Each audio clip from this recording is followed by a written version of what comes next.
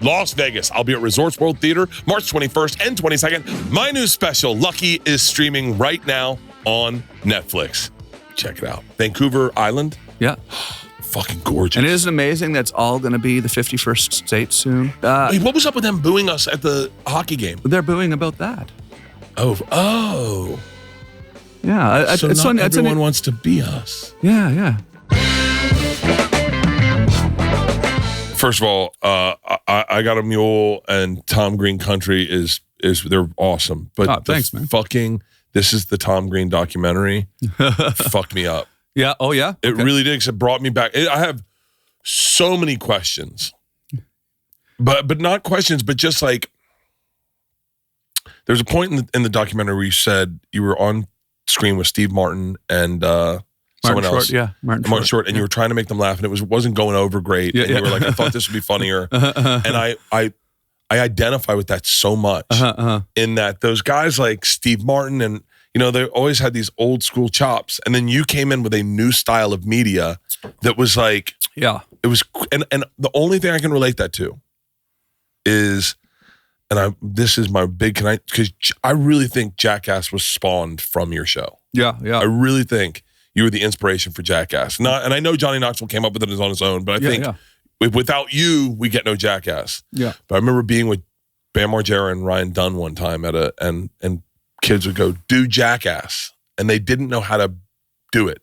Mm-hmm. Like, they didn't know how to do what they did in the show in live person. Right, sure. And you were a comedian, but I saw in that moment, you were like, the Tom Green thing, it's a hard, you got to be in. You got to be in on it. I was jumping around with a box on my head, yeah.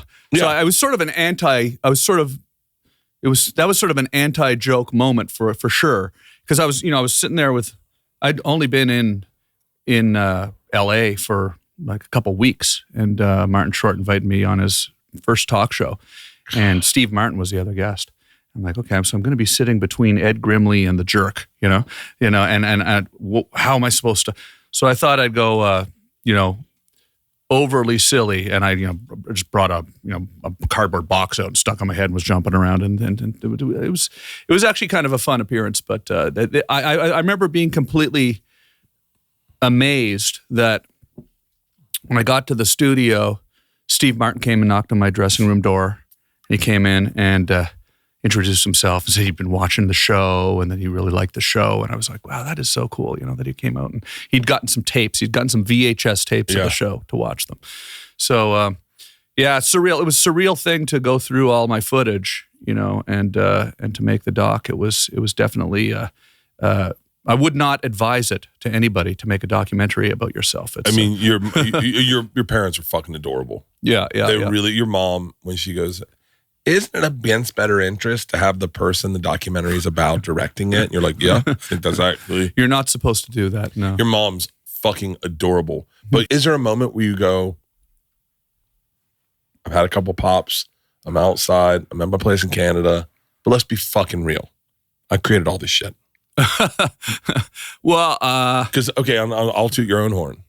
Tom Green show, probably first, no one's doing Man on the Street at the time. No one's doing Crazy Man on the Street. No one's doing now what Jack Doherty and all these TikTok kids, hey, it's just a prank, that shit. You created that entire genre. Joe Rogan has credited you with setting up, you had the very first podcast ever. You created that entire genre. Yeah. I mean, so many things.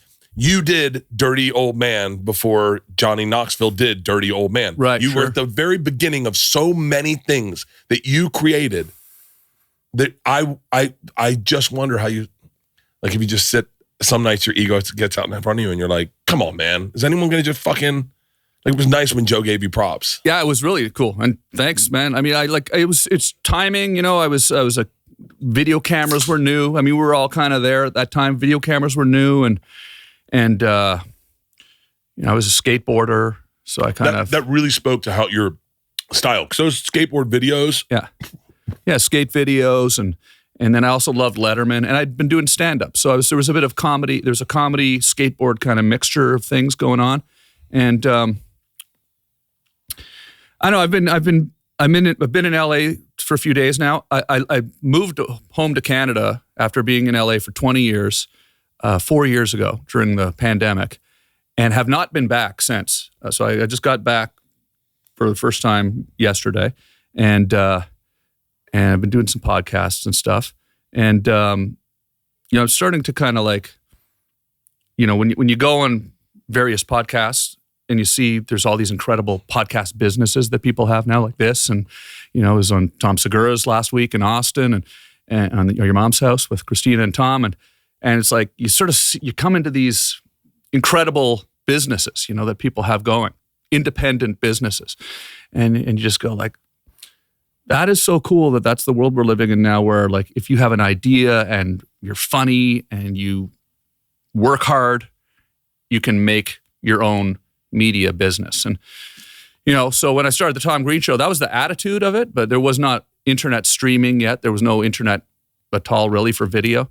But the attitude was, no one's ever going to give me a TV show. I'm going to have to go make my own TV show. So I figured out how to get into the public access station. That was my internet at the time. So I think it's just kind of a thing that we're lucky we're in this world now where people can do this, and that was the beginning of that time period where people could try to make their own shit, So what I thought was so cool is that I remember watching the Tom Green Show. I remember watching someone's like, have you seen this shit?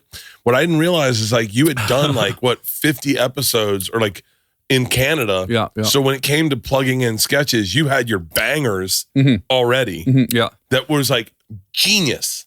Fucking genius. Yeah. If you want to make a TV, I don't even know that anyone will make a TV show anymore. I don't think anyone makes TV shows, but shoot fucking 50 episodes and then start with your best 5. Yeah. That's why it was so great. You're like, oh my God. It's weird because we didn't have MTV in Canada. So I knew what MTV was, right? But we didn't grow up watching it and immersed in it. We had Much Music, so it was kind of like MTV, but it's different. MTV's got such a distinct culture to it, and just I think it helped not knowing as much about MTV as I would have if I'd grown up in the USA, because I wasn't really as intimidated by it as I maybe would have been. Yeah. And, I remember they heard about the show. I sent them a few episodes of the public access show. They said, do you have any more clips like this? I go, I got a couple thousand more maybe, because we'd been doing the show for like 5 years or something, running around filming the show. So in Canada. So I sent them all the tapes, and it was when they ended up picking up 10 episodes, flew us to New York City, a couple of buddies of mine and I, and they put our studio in Times Square, right where the TRL studios were and everything. Was it really? Yeah. It was like they would do TRL in the first couple of days of the week, then they take that set down, they put our set back up. And did you have a frame of reference for like who the Backstreet Boys were? Like sure. Well, with the music, we knew all the music, but It was like things like TRL. We didn't know what that was, but we didn't know what a lot of the MTV VJs and things like that were.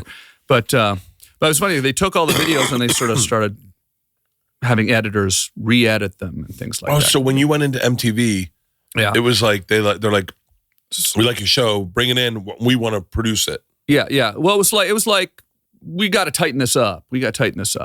And they'd sort of there was definitely an initial kind of adjustment period where just been me making it, editing it all myself.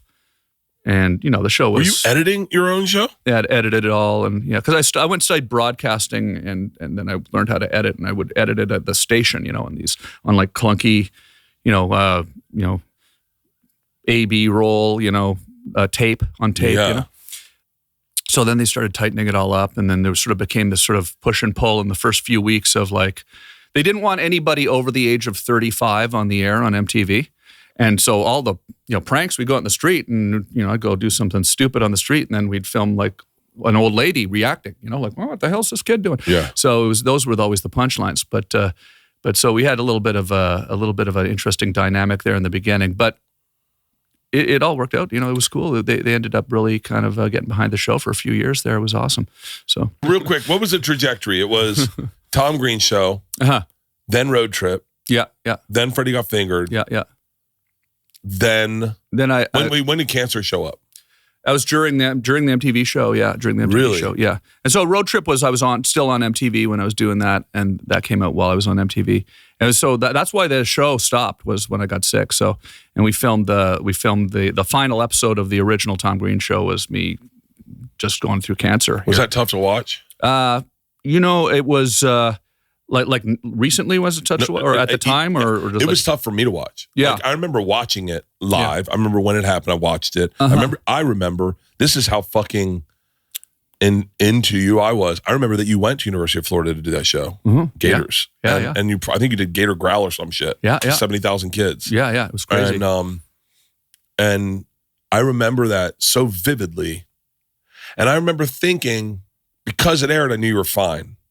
Now as a father, and to watch your parents and you at dinner that night, and you're like, I have cancer. And just to watch everyone be like, he's processing this right now. Like he's being funny, he's on camera, but there is a guy in there with cancer.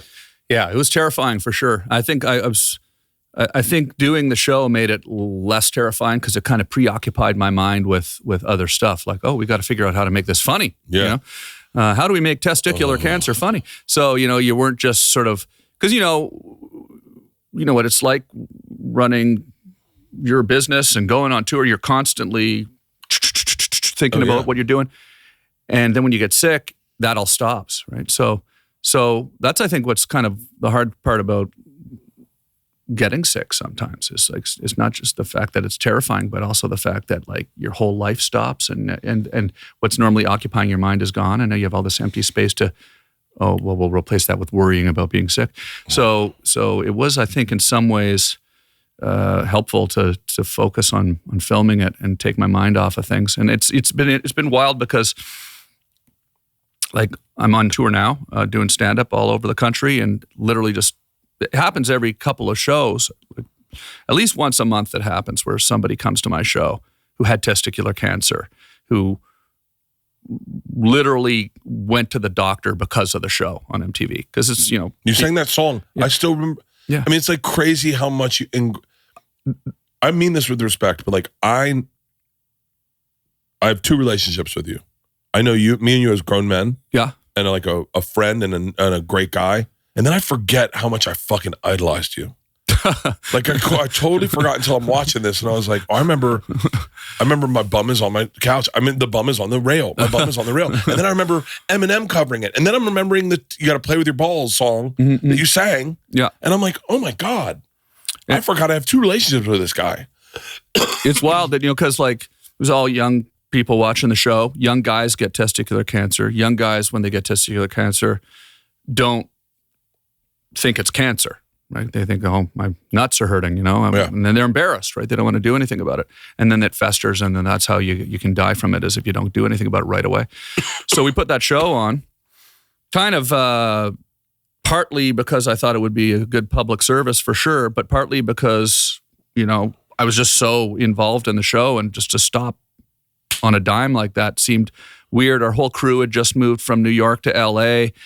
People had given up their apartments. We were in the middle of doing this show, and then all of a sudden it was going to stop. So I thought, well, let's do this final episode. And I kept the whole staff going for another couple of months. But now here we are 25 years later or whatever. And like there was a 45-year-old man came up to me in tears in, was it Nashville or something, Nashville or Chattanooga, like just a few weeks ago. And just had to talk to me because, he went to the doctor because of that. And now he's got kids. And he was like, just completely like fulfilled with emotion. It was really wild, and this happens sort of regularly. So that's kind of an amazing thing. I often think that MTV should like maybe re-air that special, just because it has had I know directly how much of an impact it's had on young people out there who got their cancer diagnosed. But that's cool. It's been weird going around talking about the show with the documentary up, because it's, I've put the whole story in one place, and now to go out and talk about it like this has kind of been a bit amazing. When I heard you moved to Canada, I was like, there's no way he's retiring. Yeah. And then when I saw the doc and everything, I was like, oh, this is this is just like Theo moving to Nashville or Joe moving to Austin, or it's like, I'm done with LA. What's my next part? It's interesting, I think when Joe moved, like a lot of people thought, oh, you don't have to live in Los Angeles anymore, necessarily, because I mean, here he's on top of his game, and he's moving to where he wants to live, So that was inspiring in many ways when he just once did his thing. Oh, look, that's cool. You can live anywhere. And me being from Canada, and then it was COVID happened, and the touring got canceled. So that's sort of what was sort of taking up most of my time. When did you sell your house? Did you sell your house in 2020? It was a good time. That was part of what happened too. Yeah, I think it was 2020. It was like that was another thing. I mean, like not to get into the weeds of the business side of it or whatever, but yeah, the real estate market popped. I was like, maybe I should get out of here now. Yeah. So because I'd owned my house for 18 years and you went through the dip. The real estate market is very volatile. 18 years. Yeah. 18 years. Hold on. 18 years. So like I'm doing the math.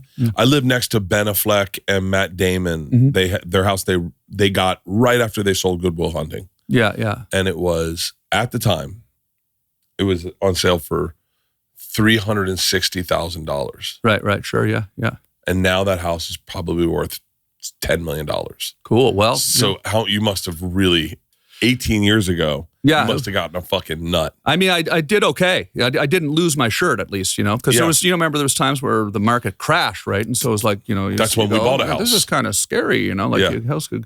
So it was, you kind of, I kind of just sort of seized the moment there and said, okay, everybody was selling their houses on my street. I was not touring. My parents are doing great, and I was out in this van, getting up in the morning in this van. Like I'd go out in the van to do these videos and stuff, just killing time during COVID.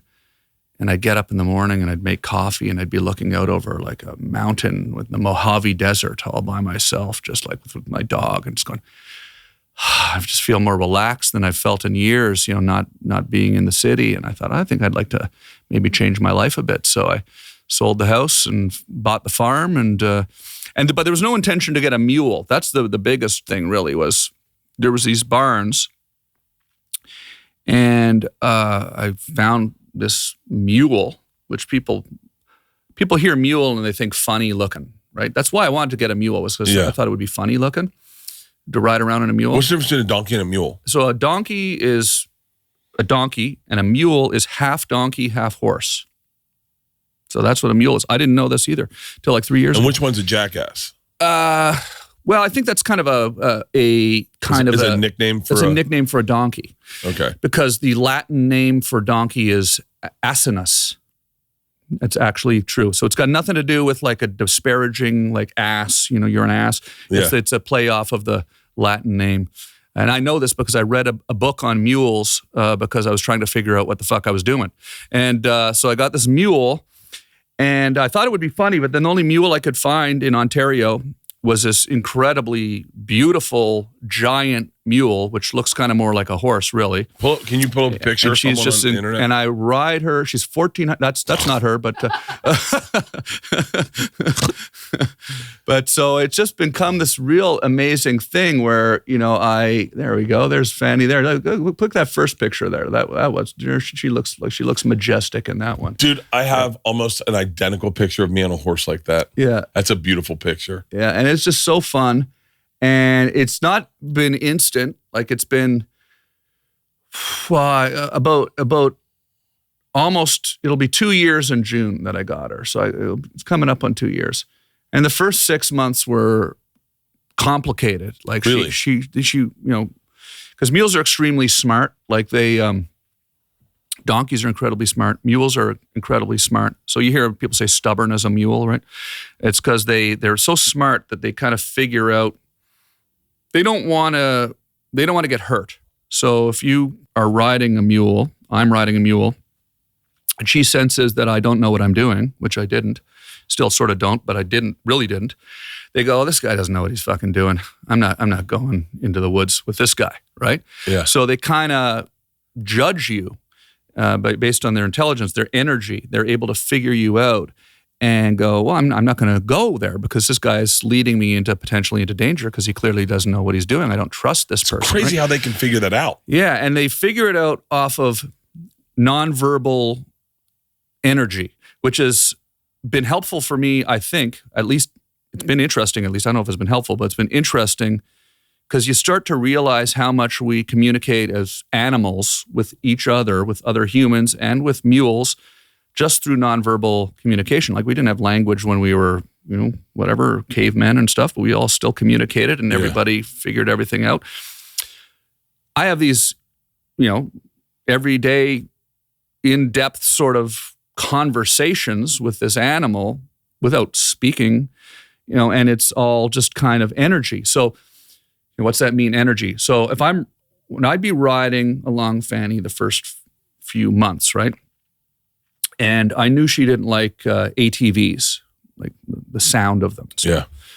So I'd been having problems riding. She would not turn left. She didn't want to go into the woods. She wouldn't turn left. She'd only turn right. So I'd just go and we just go around in circles. But so turn left. So I had the people that sold her. It's like my fucking daughter Georgia. Yeah. God damn it. The people that sold her came back to give me more training. And I was following them on the ATV, and they were kind of helping me understand what I was doing wrong and how to communicate with this animal. Then they parked their ATV that they were on, 100 yards up. I'm riding up towards the ATV that's turned off. And Fanny could feel my energy change the way it just changed right now, because I was thinking, oh, she's not going to want to go around the ATV. Right? Yeah. So I say, she doesn't like ATVs. They say, no, she doesn't care about the ATV. She can tell that you're nervous about going around the ATV because you know that we told you that she doesn't like ATVs. I saw the ATV. I thought, oh, she's not going to want to go around the ATV. My body tenses up. I change. She feels that. She feels that just in her, physically feels my body tense up. She feels it. And then she doesn't want to go around it because she thinks I'm afraid of the ATV. So it's like I manifest this problem just because I'm afraid of something, right? So that applies to everything in life, right? Like you could be, going into a business meeting, right? And in your head, you're thinking, oh, they're not going to fucking buy this. And then they read your energy. And then they read your energy and they don't buy it. So it's like, or any, you could take that and apply it to anything. So Travis Barker said he wondered sometimes if he manifested his plane crash. Right. Because he goes, I was so afraid of flying and I kept thinking it's going to crash that one time I was like, fuck it, I had to. It was going to have to happen. Yeah. I really start to believe that kind of thing about manifesting things in energy, even more so now that I'm spending so much time with these animals, because you sort of think, now I've trained myself when I'm rider to think in your head, think positive thoughts, think, okay, we're going to go into the woods now and this is going to be fun. So how did you get her around the ATV? So, that initial time, eventually I just, like they told me, just think she wants to go around, think that she wants to go around. And she did eventually go around. But then over time, you sort of practice this more and more. And you kind of start to exude more confidence. Because you have to become the leader of a herd of giant animals, right?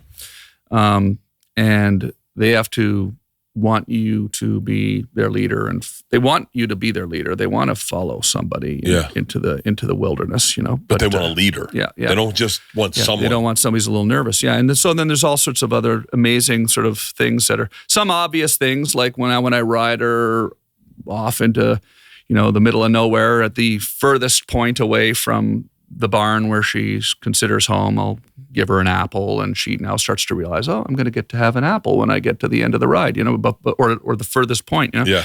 She always would want to ride back to the barn, so she was always kind of trying to go back to the barn, where her food is and where her other donkey and horse friend are. No, but this is so like, did you think that you had this in you to be able to communicate with a mule? It's funny, I'd never thought about that so much, but I've always loved being around animals and nature and my dog and I go fishing, and I like, I've always been very comfortable in sort of going on canoe trips and out in the wild. So I knew I wanted to be in that environment. But I'd never had much experience with horses or anything like that. So that's been kind of the biggest surprise, I think, and the most amazing sort of thing about the whole farm part of my life now is this sort of relationship that I'm building with these animals, so it's really cool. It's almost like learning another language. Yeah. Have better sex with Blue Chew. Blue Chew, the original brand offering chewable tablets for better sex. And starting now, Blue Chew is offering a combo so strong, It'll knock your socks off and your neighbor's socks off too. You'll have to move town with the amount of noise you're going to be making. Blue Chew Max has arrived, and it combines the active ingredients of Viagra and Cialis into one chewable. This combo acts fast and lasts. Whew, a double whammy. Great sex is just a few clicks away. Sign up at BlueChew.com. Consult with one of their licensed medical providers. And once you're approved, you'll receive your prescription within days. Blue Chew tablets are made in the USA and prepared and shipped directly to your door. And the best part, it's all done online. That means no visits to the doctor's office, no awkward conversations, and no waiting in line at the pharmacy. I'm telling you, these things pack a punch, if you know what I mean. Take one at 4 p.m., watch the sunset, and bring in the night. Make it easier by getting harder and discover your options at BlueChew.com. And we got a special deal for our listeners. Try your first month of Blue Chew free when you use promo code Bertcast. Just pay $5 shipping. That's promo code Bertcast. Visit BlueChew.com for more details and important safety information. And I would like to thank Blue Chew for sponsoring this podcast. Let me tell you something real quick about these game changers. I started reading Mando reads for how long, Halston? It's been a minute, right?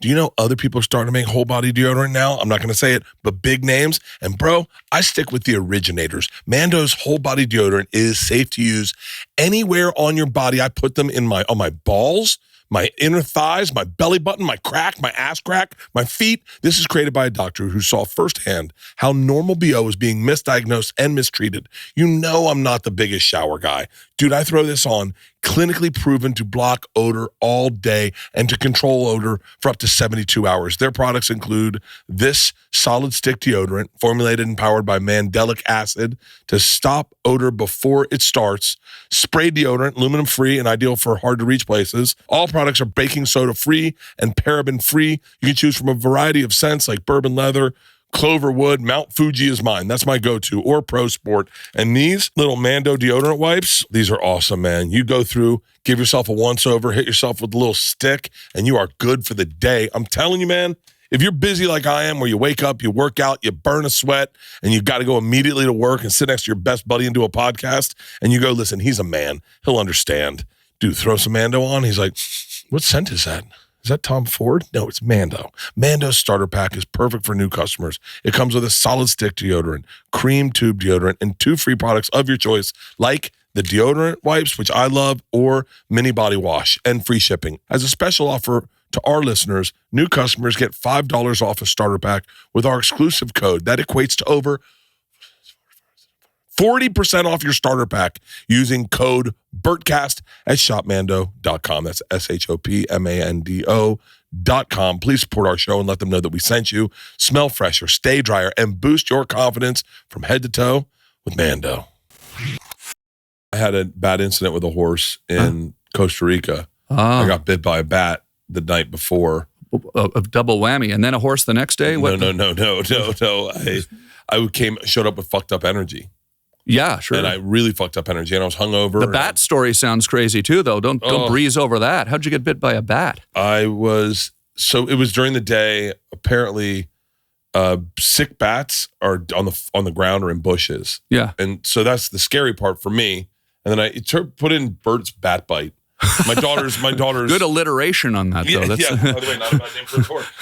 And then that night, someone's like, Have you gotten a rabies shot? A rabies shot. And I was like, what? And they're like, you only have like a couple days to get rabies shots. And I was like, we were in the middle of nowhere. Yeah. And I was like, wait, hold on.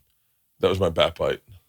The three pronged. Okay. Yeah. And so, well, first of all, like, it's the 2 and because I go to Costa Rica a lot. And I know. Yeah, and I see bats all the time there, but I've never been bitten one. So This was on the ground, and you picked it up, or did it fly up to you and bite you? No. So it was in a bush, and I was standing next to a bush after a whitewater rafting trip, and I felt something bite my leg. Oh, and I was like, didn't think anything of it. Like, does it crawled up and bit you or something? And no, it was in the bush. It was just in the bush. You stepped in the bush? I was right next to the bush, like standing leg up against the bush, and just like, and it just bit me. I felt it. I didn't think anything of it. I really, honestly, didn't think anything of it. Did you see the bat?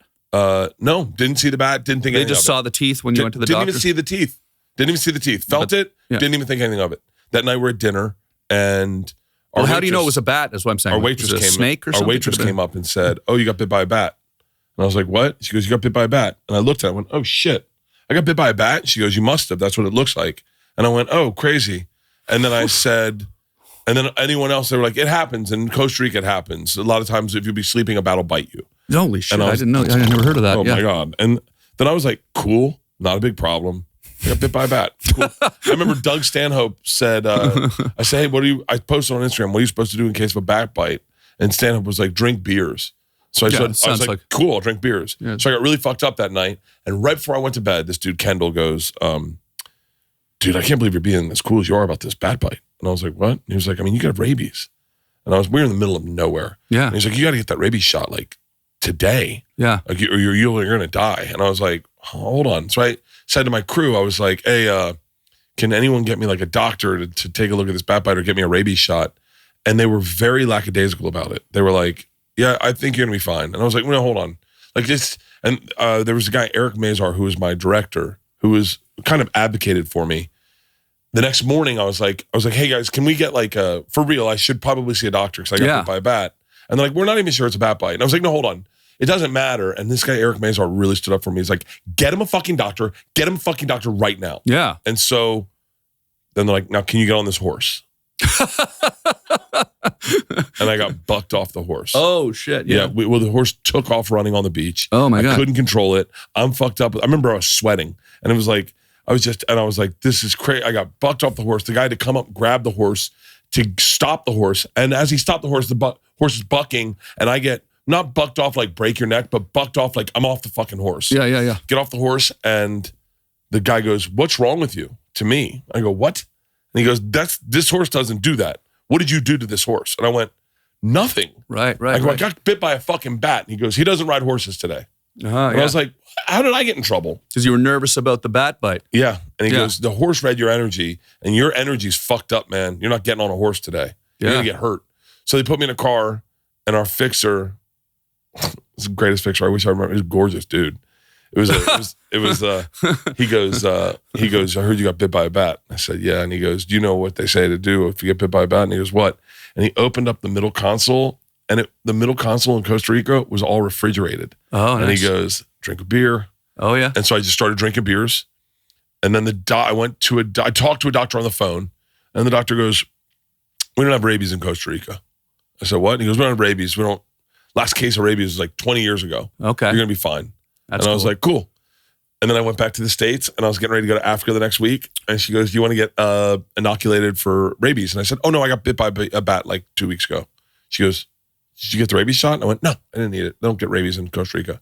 She goes, who the fuck told you that? She was like, you definitely could have rabies. Like, hold on. You didn't get fucking the shots. And I went, no. She was, and you got bit by a bat. I said, yeah. And she went, good luck. So the next 8 months, I just waited to die from rabies. Right. That was fun. Wow. But no rabies. So no rabies. I guess I beat it. Holy crap. But fucking horses, man. Yeah. Like the idea that you couldn't get on a horse because you got bit by a bat. Yeah. And you had fucked up energy. Yeah. But then the idea that you can, because I then had to ride horses to run buffalo through bison through Texas. Man. And I was scared of a horse. Yeah, sure. The last one I got. So that's the thing. They sense that. They sense your fear, right? Dude. Yeah. So. And my guy, John, I wish I remember his name. He was like, yo, something's going on with you and horses. And I was like, yeah. And he was like, all right. He's like, you spend the night with your horse tonight. Yeah. I was going to say, it helps to spend a lot of time just with them on the ground before you get on them. Like just sort of walk them around, lead them around. In a fucking barn. Yeah. So you actually slept in the barn with the horse? I slept in the barn that night and slept with my horse. And then I took my horse out to the field, and I let him go that morning to run around. And then I had to go catch him, and then I had to bring him back, and then I had to saddle him. And then I spent a lot of time with him. His name was Buck, and I played poker with him one night. Well, that's we cool. played poker. We were all playing poker, and John was like, "Go get your horse." So I brought my horse up next to him. So exactly what do you mean when you say you played poker with him? Just like you were playing poker and the horse was there? I brought my... Wasn't actually in on the hand. There's got to be a picture of me playing poker with my horse. We were playing poker, and John was like, hey, go get your horse. I was like, what? And he's like, go get your horse. Bring him out. Let him sit with you, play poker. Yeah. He's like, you got good energy. You're winning. Bring your horse out. Let him see it. Right. So I brought my horse out. That's cool. And I just had him next to me. was drinking. There's got to be a picture of me playing poker with a fucking horse. That's interesting. See, I'm still new at this, so I'm hearing this. This guy obviously is an expert horse wrangler. The last horse I was with was this one. This is Whitney's horse right here. Whitney's horse and I. Yeah. This is a crazy horse story. So Whitney's horse was abused. Okay. And Whitney came out. It was me and Isla and Whitney. And Whitney came out and she was like, hey, do you want to see if you can I would like to introduce you to my horse. And I started getting the horse to stand up. And then all of a sudden, the horse and I connected. I'm not lying when I say this. The horse and I connect. The horse comes over and starts crying for 30 minutes. The horse cried. Okay.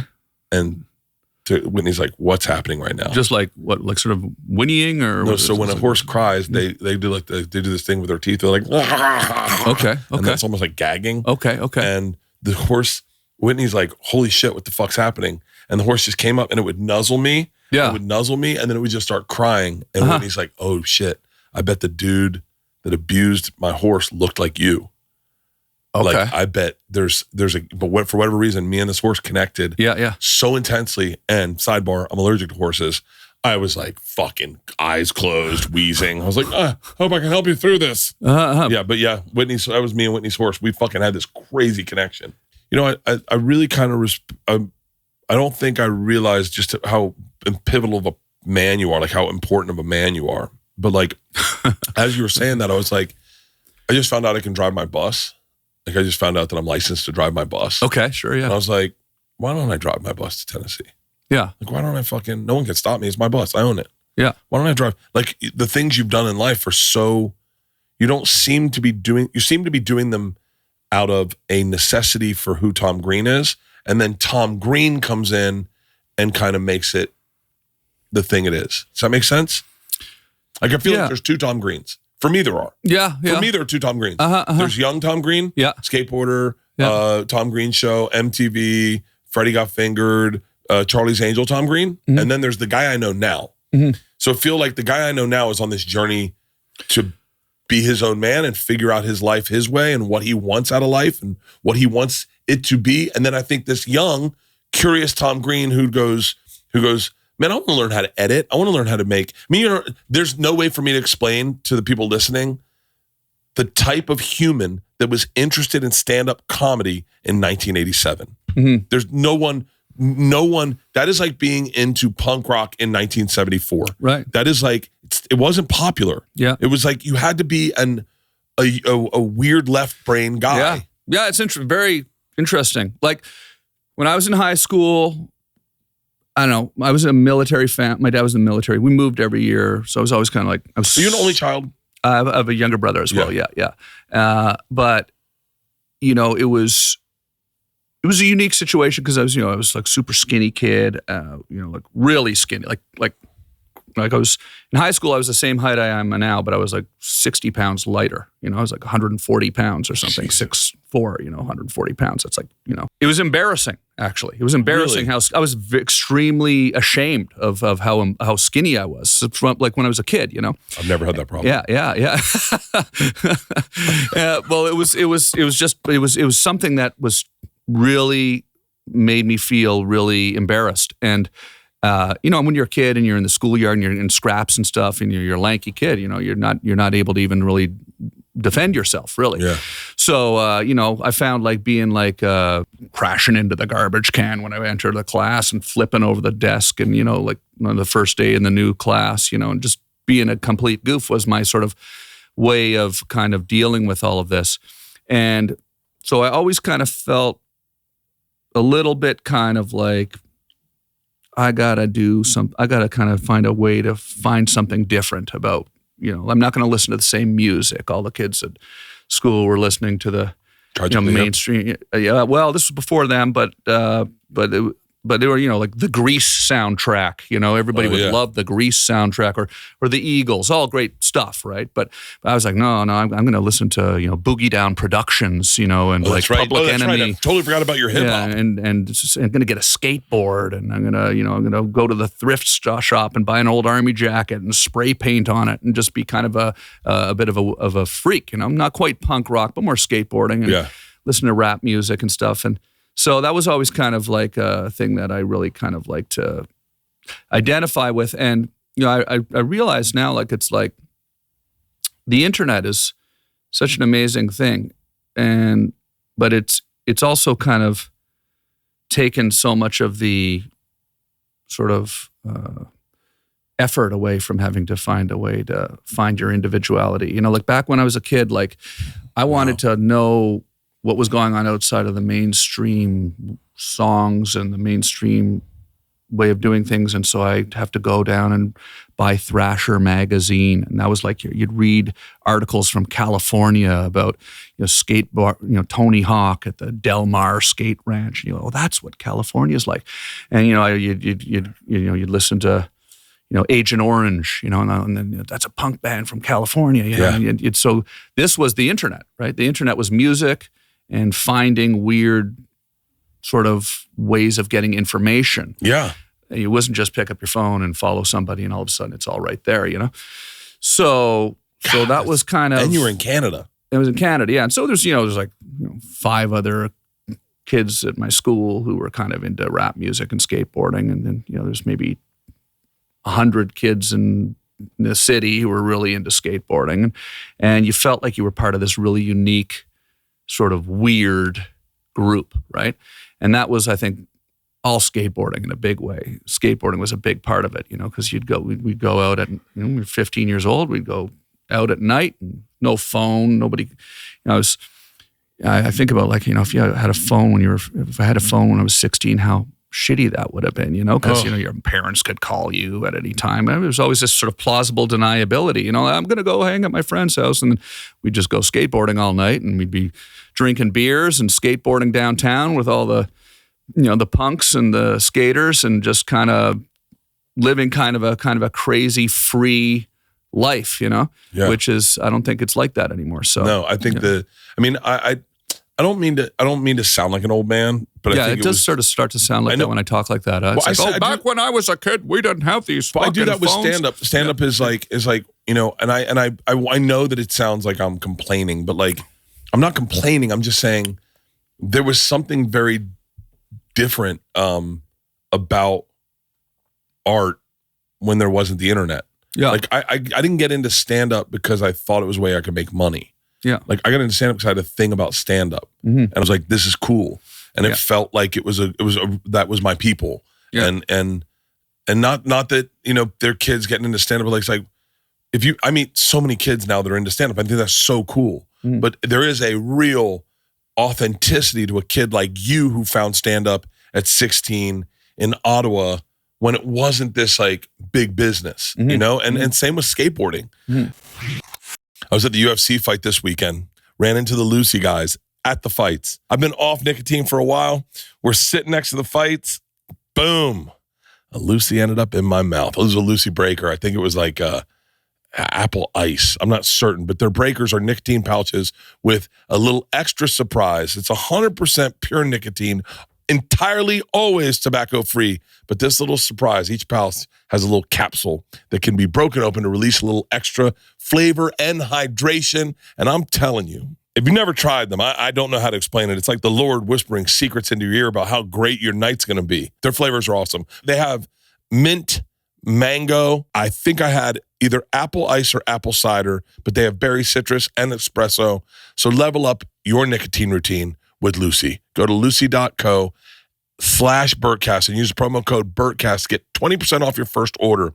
Lucy has a 30-day refund policy if you change your mind. Again, that's lucy.co and use code Bertcast to get 20% off. That's lucy.co/Bertcast and the code is Bertcast. Anywhere worth going is worth going in a good pair of boots. And let me tell you something. I went to UFC this weekend and Power Slap, and the only pair of shoes I brought with me were my Tacovas. Find your perfect pair with Tacovas. Ever wonder if you can pull off boots in your personal style? I often wondered. I wear flip-flops all the time. But you owe it to your feet to pull on a pair of Tacovas. They are so freaking comfortable. And being confident with the shoes you have on, it isn't about being different. It's about being yourself. Find comfort in traditions of the West and confidence from making it your own. Honor the West by leaving your own boot print. Tacovas crafts quality Western boots for everyone, from generational ranchers to lifelong cowboys to stand-up comedians who want to look like the cool, tough guys at the UFC. Every pair of Tecovas are handcrafted with over 200 meticulous steps for broken-in comfort right out of the box, and that is no lie. I am telling you, I wore them for the first time. These are new ones. These are the Dean Alligator, and I wore them to UFC, and I'm telling you right now, they were so comfortable. I felt like I was in sneakers. Like I was so comfortable in these boots, and I stood like a man. I was tall like everyone.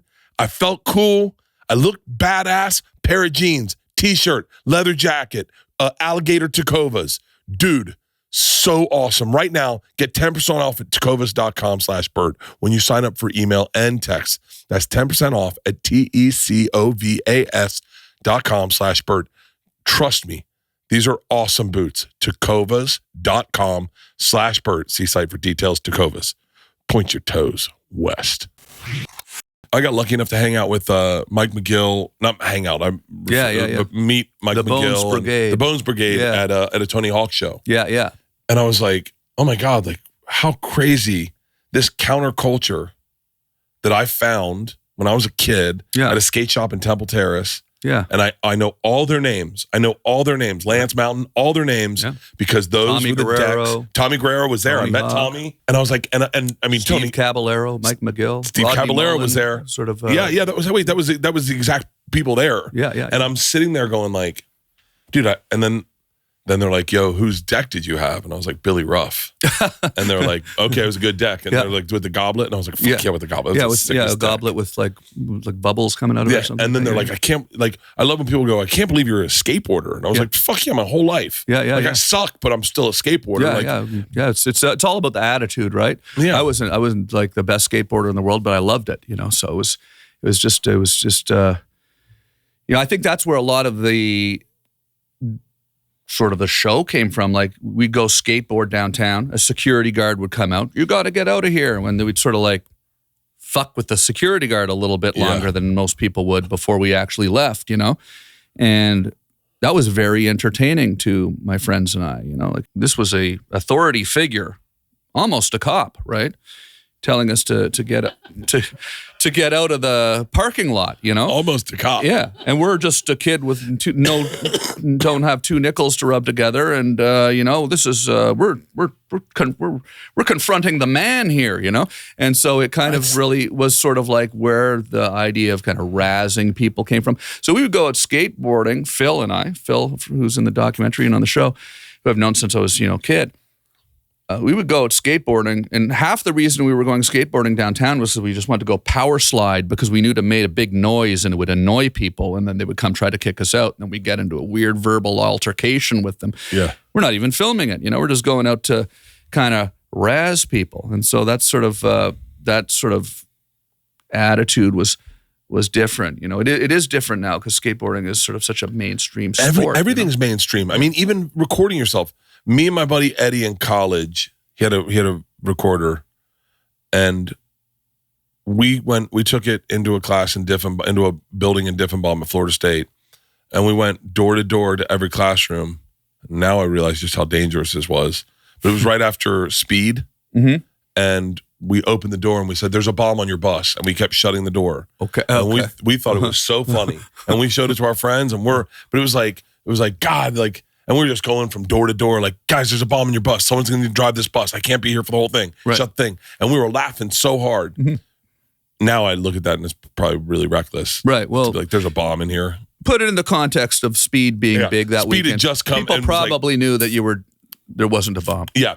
But it's like those videos were so precious to us. Yeah. Oh, yeah. Like now it's like everyone's got a camera. Yeah. Everyone's got like I don't know. It was different then. There's probably something now that we don't know about because we're old, that like is the thing that sort of, I often think that maybe like the new rebellious thing, maybe I'm dreaming, but like will be for people, for maybe young people will start getting rid of their phones, get offline, kind of live, just sort of rebel against that and just sort of go. How often are you on your phone, do you think? Too much. For real? Like I talked to Theo about it yesterday. I have an actual Like, I've never been powerless over any substance in my life. Yeah. Ever. Yeah. But this thing. Yeah, it's so addictive. And it's weird because I sometimes justify it because I say, well, I don't really watch television anymore. Yeah. So it's like, do you remember when we were kids, they called it the boob tube? Yeah. And you just sit in front of the TV and you'd watch a movie, Gleaming the Cube. You'd watch the whole fucking movie. Not even that great of a movie. Right. You'd watch the whole goddamn movie and be like, that was a waste of 2 hours. Yeah. Guess I didn't go to class today and I just watched Gleaming the Cube. Yeah, and that's better than just, well, I mean, I did love Jerry Springer, but you'd come home and you'd turn the TV on, you just sort of, I just watch The Price is Right for 2 hours. You know? Or like, it's like just ESPN. You'd watch the same in college. You would turn on ESPN and you would watch the same because they replayed the exact same ESPN. You'd watch it every fucking hour on the hour, the same one you just watched. I think there's a need for us to just decompress and just turn off our minds and watch something. So I do sometimes justify, being on TikTok. Oh, I've been on TikTok for 4 hours now. It's 2:00 in the afternoon. I'm still in bed on TikTok. What is the longest you think you've ever spent on TikTok for real? Probably something like that. I really think I had a morning where I got up at 6 and I wanted to go back to sleep. Yeah. And I got out of bed at 1 and I had been on Instagram the whole time. I think I got to the end of Instagram. Yeah. Like I got to the very end. You saw everything. And they were like, and I was like, oh, I've already seen this. Oh, I've already seen this. Oh shit, I've seen everything. You saw everything that was posted on Instagram that day. And I feel like I'm literally, my screen time, my daughters did my screen time and they put parental controls on my phone because my screen time was 18 hours. Yeah. In one day, 18 hours. Yeah. I say in my special, I looked at my screen time, it was 60 hours today, because, and I wake up looking at Karen's getting arrested and tased, and it's just watching that all day. Because it's like, that's what it is. It's like you see so much stuff that is, like we're inundated with this negative sort of violent, shocking reality that is being fed to us. And I think it's making our whole society somewhat nuts, right? Like we maybe like beyond just ourselves individually. Now, I'm on a weird algorithm, but I mean, you're all day you're like seeing people getting chased and fights breaking out and people fighting each other on the street, and you're like, you've got to be careful out here. Everyone's fighting each other, but really it's just this algorithm. Right? I watched a dude steal from Macy's today. Yeah, have you seen this one? No. Dude, it's people now. Mostly in LA. I mean, I don't know if they do it in other cities. I'm sure San Francisco, mostly in California. They just grab stuff and then they just walk out. Right, yeah, sure, of course, yeah. A security guard grabbed him. 2 security guards were holding him. And he was yelling, "I can't breathe," which is almost sacrilege because he's yelling at the top of his lungs. Sure. He obviously can breathe. Yeah. He's just doing the George Floyd things, thinking, it kind of broke my heart. Yeah. And then his mom came up and started telling people she was going to beat them for getting near him. "Don't you touch me." Yeah. And I was like, and then I'm like... And you watched that for an hour. I watched the whole thing. Yeah. 30 years ago, you would have been watching an episode of Simon and Simon, and there would have been a nice ending. Yeah, there was no ending. It would have been positive. There was no ending. Cops never showed up. I don't even know what happened. Yeah. And then I looked, and like 4 of my friends had commented on it. And I was like, so wait, I'm on the same algorithm as my boy. Like, we're all on the same fucking algorithm. Yeah. I am starting to get a sense that I'm maybe extracting myself from it a little bit. I'm trying desperately. I felt the first year of TikTok, whatever it was, TikTok, that was the one that was addictive because it was like the scrolling. But I'm finding myself, my eyes are hurting a lot now from it. So I think that's helping because like when I feel like I'm going to go blind. Have you ever watched so much that you go outside and you can't see things far away? Yeah. You're like, whoa. Everything's blurry. Trees? I don't want to go blind. So Jesus. maybe I don't think I need to watch, this crap that much that I'm going to be blind. Yeah. So that's... it makes me crazy. And then the other thing is that it makes me jealous if I'm not living my life. I'm looking at someone in the Maldives and I'm like, fuck, I'm not doing shit with my life. I should be on vacation. Or like I'll see someone post like a picture of them on tour and I'll be like, God damn it, I'm not on tour. Yeah. Like they're on a set of a movie. I go, motherfucker, I'm not making any movies. Fuck. And then I hurt my feelings looking at other people's success. And then this is the fucking mic drop.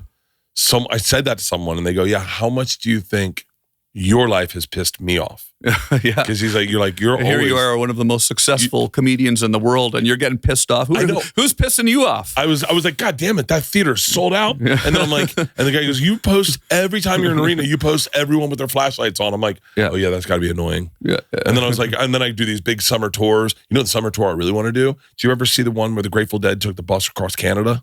No. I'll break down Canada for you, okay? Yeah. Winnipeg. I like Winnipeg, but it's Winnipeg's what's the name of the team? The Jets. The Jets. Okay. Yeah. Winnipeg's, I love you, Winnipeg. And I'll be back to your arena soon where the Jets play. But it's a little sketchy. Sure. It's a little bit like Detroit. I think it's the murder capital of Canada. It's the murder capital. I'm not sure if that's true, by the way, but I'm pretty sure it is. It's the, hey, I lost my foot in a snowdrift capital. Yeah. It's like Winnipeg. It's a tough town. Like it's a tough town. It's a nice way of spinning it. It's a tough town. They're tough there. Yeah. Yeah. Montreal's fancy pants. Yeah. Ottawa's relatable. Ottawa's for me is like Buffalo, I felt. Yeah. Ottawa and Buffalo are very similar towns. Very I couldn't tell the difference. Yeah. And the wings were I think we got great wings in Ottawa. Below the Ottawa wings, we're known for our wings. Are they? Chicken wings, yeah. Are you really? Chicken, not really, no. But, okay. Not like buffalo wings, but Calgary's rednecks. Yeah. Vancouver, I think the prettiest city in all the country. It's the most beautiful city I've ever been to. On the ocean, you got the mountains. And it's better. And dude, Quebec City. No, not Quebec City. Vancouver Island. Yeah.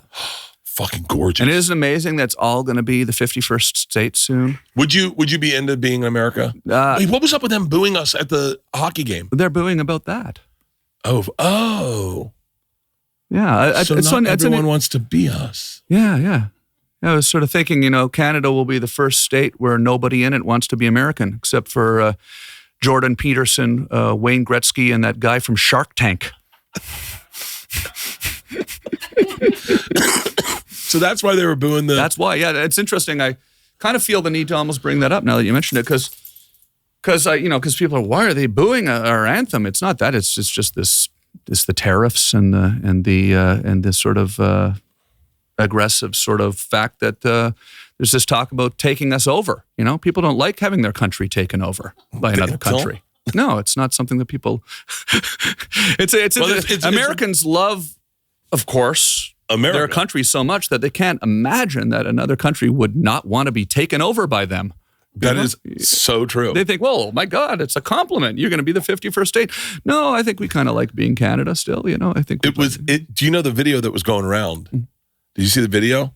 Which one of the hockey game? Or? Yeah, and they're like, Canada booed our national anthem. There were 8 fights within the first 5 minutes, and it's like sounds like a good game. But the video, see if you can find the video. But it's like the boys are back in town or some shit like that, where they just show Americans fucking up Canadians. And I was like, hold on, I will tell you candidly, I'm embarrassed to say this out loud. I swear to God. And I know I'm going to get fucking destroyed for this. When I saw Trump say, and we're going to make Canada part of America, I thought that would be cool as fuck. Without thinking, maybe they don't want to be part of America. No. I just was like, that would be cool, man. Yeah. That'd be really fucking cool. Yeah, no, we it's not that we don't love America. I don't think we love buffalo chicken wings, and we love, Hollywood movies and Bert Kreischer, and we love all this stuff, but we also love being Canadian too. That's so fucking. Yeah. But I bet there's so many Americans that are like, why wouldn't they want to be America? Yeah, exactly. Well, that's sort of what I've been noticing with the hockey booing is I think people don't understand why that's happening, and they're so classless booing us. Well, it's not about that. It's about the fact that the tariffs and all. I don't want to talk politics, but the tariffs are, of course, going to be bad for the economy up there and bad for the economy down here, and it's not a good thing. So that's all that is. But I'm glad you love Canada, and I fucking and love we love Canada. You up there. So I want to talk to you about your burn. Oh, okay, yeah, sure. I do my research differently. Like I get a 1 page on you, and I'm like, I read it, but I know all this shit. But then the one thing is like 3rd-degree burns, and I was like, huh? Yeah, that's a new one. And you were very also in Costa Rica. So Costa Rica, dangerous place down there. Bat bites, burns, horse bucks. Yours is horrific. Yeah, and it was. So there was a big bonfire on the beach. And, I was at the bonfire, and then I left. I came back a few hours later. There was still a fire on the beach, but it kind of had gotten smaller. And I guess they'd put out the fire by burying it in sand. And I did not know this, right? So I'm just walking up to the fire with a log to put it on the fire, and my foot goes into the sand, and there's all these burnt logs under the sand. And it turns out this is a very common injury. I'm saying this so that I don't sound like I'm an idiot, because it's happened. It's happened to others. It has to have happened. Yeah. It's why you're not allowed to have fires on the beach in a lot of places, because it's such a common injury that people think, oh, we'll put the fire out, we'll bury it in sand, and then some sucker comes along like me in their flip-flops or barefoot and walks into the sand, and their foot goes. So my feet go into this, basically into coals, and it's just like, you immediately realize what you've done, and you're like, and it was, it felt exactly the way you could imagine, right? And so, but it was like my foot goes in, and there's pictures of it somewhere online. But pull it up. Yeah, there's pictures somewhere of my foot online. But my foot goes in, and immediately sort of you go into sort of shock, and then the skin's like falling off my foot, Yeah, and then I wake up the next morning, and because I went home, I went back to the place I'm staying, and there's like I'm like looking at my foot, and I'm thinking, okay, I was in such shock I didn't feel the pain after, like instantly felt pain, but then the shock kicked in, and I'm like kind of taking nail clippers, and I'm like trimming the excess skin that's flapping up. I'll just clean it up here. I'm not going to let this ruin my vacation, Does this happen to everyone when you hear the story like this? My asshole tingles. Yeah. Well, I was kind of trying to make that happen. Like, I thought maybe like... You got me. But I ended up spending 10 days in a hospital in a burn center. They did skin grafts. They took skin off my leg and like stapled it. I had 60 staples in my foot. They stapled skin to both sides of my feet. And then I was medevaced with Charlie back to Canada. It's just happened 2.5 years ago, and then was in a hospital there for another week or so, and then the next 6 months, I was under observation just to make sure that my foot didn't fall off, because it was like infection and stuff was being monitored for. So yeah, it was pretty cool, pretty crazy.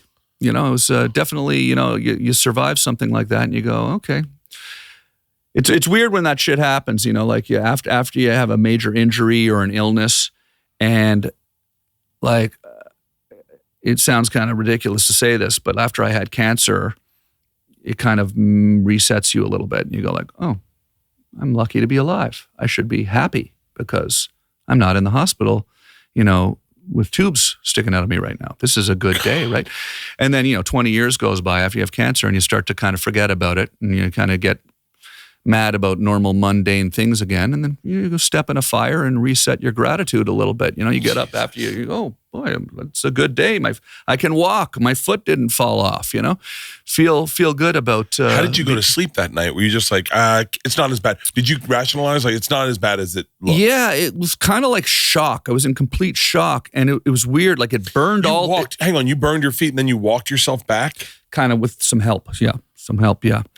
But I think it burned the nerves right off the feet. So it was sort of, which is a good thing about nerves, I guess, when they get burned off, is that, I think that's probably the reason, like that they have that, like they kind of like, I think your body kind of protects itself. The initial shock was extreme pain, but then it wasn't until about a few days later that it really started to hurt again after the surgery. Really? That's when it started to hurt again, yeah. So, but it's shit happens. We get bit by bats, we step on fires, we have our testicles removed. I mean, it's just all part of life, right? Hey, I argue if you're not bit by a bat, burn your feet, or have both testicles, you're not living your life right. Yeah, exactly.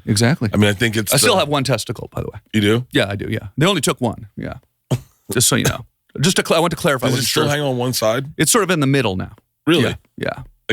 So it just hides behind your dick? Yeah. I kind of joke about it. I think it's still on the same side. I think I saw that. Might have seen that in your special. Yeah. I think one of my favorite jokes of all time was when I was performing once in San Diego at a big comedy festival there, and you were also performing there.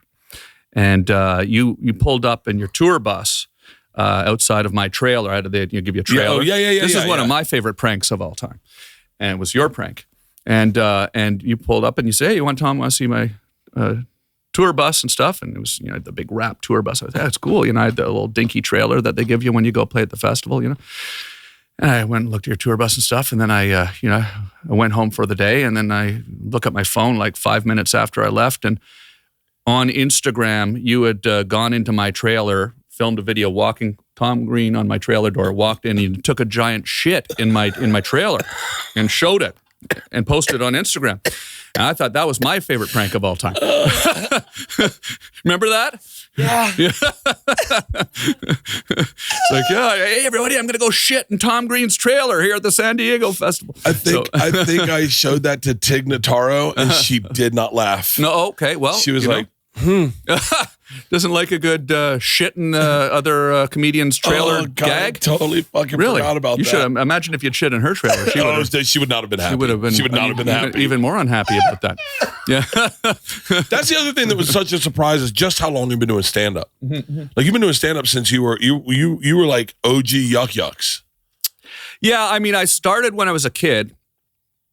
And stopped, but then I stopped. I stopped when I was about 20. But once it doesn't matter if you start, and you start stand up, and then you get distracted with other things. You're always a stand up. Yeah. You're always a stand up. I started when I was 26, and then I got put into television, and I stopped for a period when I was in television, and then got out didn't get another job, and then got back into stand up. But you're always a stand up. It's kind of in your mind all the time. I don't know. Or like, what's the future? Because you've always predicted the future. What's the future? So right now what I'm doing, I'm traveling around this camper van with my fiance, Amanda, and we're having a great time. If you go on my YouTube channel and you can click on the last couple of days, we've been going out to these ruins in these Native American ruins in the desert of New Mexico. Like Chaco Canyon is this incredible place where they've built, like, there's cities that were built there in the year 800 that nobody talks about. This was like a week ago. And we're, let's kick into these ruins. So we go to these ruins, and this is in New Mexico. This is in the Navajo Nation. This was built in the year 875, and it's like a city. 875, like pre-Columbian stone buildings. There's Amanda. And we're going to a lot of ghost towns and things like this. Really? And but isn't that amazing? Like, so there's all these sort of ruins. Look at that. Can I tell you what I get fucked up on? Look at that brick structure. Yeah, look how clean that is. It's incredible. They did that before computers. Yeah. What's the hardest part about living in a van? Well, it's not that easy to take a shower, but like we go for 3 or 4 days, and then we'll go into like a nice hotel somewhere. Yeah. And then when we're actually doing the stand-up touring, like I'm staying in hotels and stuff. It's more like we go out into these little sort of excursions when we have a few days off and go find stuff. But I guess the answer to your question, I was about like, where's the future? We drive through all these ghost towns and like there's so many like abandoned towns and stuff. When you get off the interstate, I like to get off the interstate and drive through, the middle of the state and go through towns that were sort of, shot over when they got rid of the railroad. And there's these, and I kind of think about my life moving to the farm now, and how, like, as far as in my work, right, the comedy business, nothing's changed, right? In fact, it's even maybe a lot better now than it's been, Yeah. You can do anything you want from anywhere. You want to move to Tennessee, possibly. You can do anything you want from anywhere. You don't have to be maybe even in a city anymore. So I could see there could be a movement of people leaving the cities. Like, I'm talking like maybe over the next 100 years, where people just like leave the cities, maybe even the next 20 years. Go to all these amazing towns that are like there's these ghost towns all over America that have like a beautiful stone like city hall, and it's just all boarded up, It's like, why doesn't someone make an app? I mean, we could do it right now. Maybe some app people. We could do this, Why doesn't someone make an app that registers all the ghost towns, and then everybody who's in the city who can work remotely, they all go together, they all buy all the structures in that ghost town for like a nickel. I love this. And then they get one Buffalo Wild Wings. Yeah, they reintegrate the town, Yeah, and a Lids, a Yankee Candle, and a Buffalo Wild Wings. Well, yeah, set. I mean, you don't have to immediately do that, but eventually they'll want that. Yeah. So people can kind of spread out, and I sort of think people spend so much money to live in the city, and if you can work remotely anyway, I think I noticed that during COVID. When it was like all of a sudden you're doing these Zoom calls all the time, you don't have to be anywhere anymore. Yeah. So maybe that's the future. This is what the boys in Ruby Ridge were trying to do. Now everybody can do that. Yeah. Get out of the city, and you don't even need to be a white supremacist. You can just do it. You don't need to be a white supremacist to get a farm. No, but take over a village. Yeah. Long time ago, we were very drunk and very high, but Joe looked at me, Tom, Joey, Ari, I think Duncan, a bunch of us, and was like, if I buy a bunch of land in, I think it was Santa Barbara or Santa Cruz, would you guys move there? I'll build us all houses. And we were like, I was like, fuck yeah. He's like, we'll open a comedy club and we'll all just live together and we'll have all our friends and family and we'll have a comedy club and we can get open. And now he's done that in Austin a little bit. But I remember Leanne was like, I'm not moving next to Joe and Tom and Joey Diaz, Bert. And I was like, come on, it'll be great, babe. She's like, no, our kids need a school. Like, this is not, you guys are fucked up. But it doesn't have to be Austin or Santa Cruz. It could also be in the middle of New Mexico. There's sort of the middle of Texas. There's so much land out there. So I just think that the internet is so connected now with Starlink and all this stuff that you can be anywhere. So why are we sort of, in this rat race? Everybody in this rat race. It really is. It's kind of what the Mormons did. Everybody can do that. As you say, we could all be Mormons. If Buffalo Wild Wings would just start and go, listen, we built a Buffalo Wild Wings. I mean, you can get wings anywhere, though. No, but I know, but Buffalo Wild Wings is like, it's like a church. Yeah. It's like they have great beer, football on Sundays, MMA on Saturdays. I mean, you can make that part of your town that you start. Yeah, my town. My town's definitely having a Buffalo Wild Wings. Yeah, that's your choice to do that. What would you put in your town? Well, I mean... Okay, ready? So Tom Green gets a town, and you buy it for $100,000, you get the whole town. And now you get to parcel it off. And a bunch of people come up to you and they're like, they submit and they're like, I'm a blacksmith. I don't know if that's valuable. Yeah, I can fix computers. I can fix cameras. Yeah. I'm a veterinarian. I want to buy into your town. So you start like building your town, right? And what and all of a sudden someone's like, hey man, we have a bunch of corporations that would like to be the first corporation in your town. Right. It sort of sounds like the thing I'm trying to get away from, though. Is to get away from the corporation. Yeah. Burger King. You're ruining the town before we've made it already. Buffalo Wild Wings. Yeah.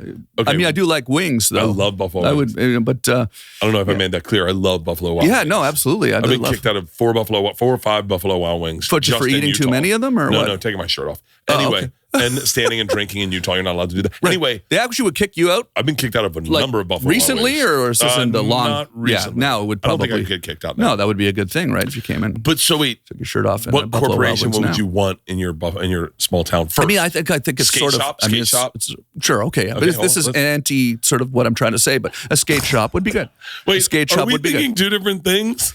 Well, I just think that the idea that you don't have to be around all of these chain restaurants and Buffalo, not specifically Buffalo Wild Wings, but you don't need a P.F. Chang's in the ghost town. You go to the ghost. P.F. Chang's. I love P.F. Chang's too. Okay. But you can still go to P.F. Chang's. You go to the city to P.F. Chang's, and then you come back to the town, and there's like a post office. Okay. Why? Because you can send letters to people and stuff. Okay. I'm just making. I haven't thought about this. I haven't thought about this enough. But dispensary.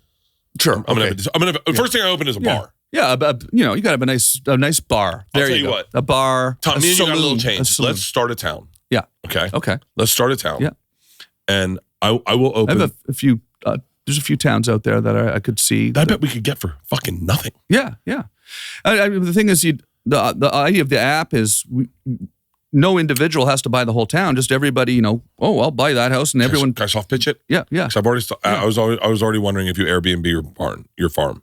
Yeah. But here's the question: me and you, we buy a town. Okay. We also open a comedy club in that town. Sure. Yeah. Right. Yeah. We do it where the old post office was. Yeah. But what you do is you Airbnb weekends like a festival. Right. Exactly. So you're like, hey guys, we built all these houses. Yeah. Come on in. We're going to do shows Saturday night. We got a music coming Friday night. Yeah. We're all going to hang out. Yeah. It's going to be like fucking great. No bonfires. Yeah. No bats. Yeah. It's beautiful out there too. Like that's the thing. There's a sadness when you pass through these beautiful old towns that are, of course, in disrepair, but they have these stone buildings that are just beautiful. You know, if somebody would come in and put a Buffalo Wild Wings in that thing, it would be just incredible. We're talking. You know? God. You know, to save the town. I got to tell you, you know, I'm very grateful to know you, because I didn't realize how much you meant to me. It's funny. I think I took that for granted. In knowing you, I was like, yeah, I know Tom Green. You know, I remember the first time you DM'd me, I was blocked by you, and I was like, oh shit, what did I do to Tom Green? And then you texted, and you're like, I'm so sorry, I don't know how I blocked you. Yeah, I remember that. I don't know. And then I was like, oh, Tom, but in a weird way, and I find it disrespectful now, I forgot just what a forerunner in this business you've been. And this documentary reminded me of it. And what you're doing today reminds me of it. And what you did in your house in Hollywood reminds me of it. And everything you've ever done. And I'm telling you right now, if Tom Green says buy a goddamn town, you better buy a town tomorrow, because I'll tell you, Rogan's going to buy a town. Fucking Ron White's buying a town. Fucking Mark Maron's. Everyone's going to start buying goddamn towns, because you are at the front of everything. Refurbish these beautiful places. And if Buffalo Wild Wings were smart, they would get wings. Fucking any kind of wings. Get on top of this now. Yeah, absolutely. Well, thank you, Bert. It's an incredible honor to be here too. Thanks for having me on your show. On you Amazon can shit Prime, in my trailer anytime. Anytime. I will. You can find his special Tom Green. I Got a Mule is on Amazon Prime. They're all tethered. I saw all three together. The docuseries Tom Green Country, and then obviously the documentary. This is the Tom Green Tom show. Green documentary. Yeah, and I'm on tour now, so come see me. Tom Green comedy tour. Get tickets and links of venues at tomgreen.com. Stand-up comedy tour. And you're going to be playing songs that from your new album at the end of the show? Yeah, man, absolutely. Dude, you're a fucking legend. Thank you, man. You too, man. I love you, man. Thank you. I love you. I'm going to go get an IV. Okay, awesome.